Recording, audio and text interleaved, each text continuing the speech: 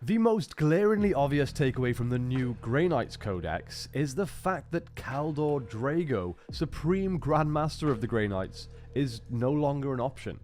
He's gone from the Codex. Of course, we know in real life the reason is likely because his model was Finecast resin, and GW are getting rid of all Finecast resin models. Thank God. But what is the in-law reason? Well, the Codex gives us this. Though Kaldor Drago is the Supreme Grandmaster of the Grey Knights, he has been in no position to truly lead his chapter for many years. Having earned the eternal hatred of the Demon Makar by banishing the entity back to the Warp, Drago was drawn into a trap and cursed by the creature when it next manifested in real space. Though he once again succeeded in banishing the demon's corporeal form, Drago was also dragged into the Warp and bound within its currents. The raging energies of the realm would have torn apart any other mortal being, but Drago endured.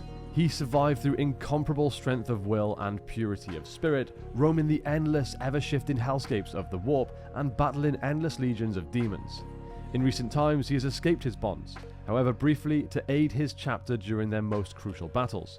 Summoning rituals and strange conjunctions have all allowed Drago temporary freedom. He is continually dragged back into the churning tides of chaos. The Grey Knights have long hoped that his heroic efforts would return him entirely, but hope has become a luxury none can afford in this desperate age. If Kaldor Drago cannot escape his curse soon, then a successor will have to be named and his mantle taken from him for the greater good of mankind. What are your thoughts on this, guys? Do you think he'll come back? Perhaps with Leman Russ at the end of 10th? Maybe with Constantine Valdor? And maybe he'll go into 11th with a new plastic model? Let me know your thoughts on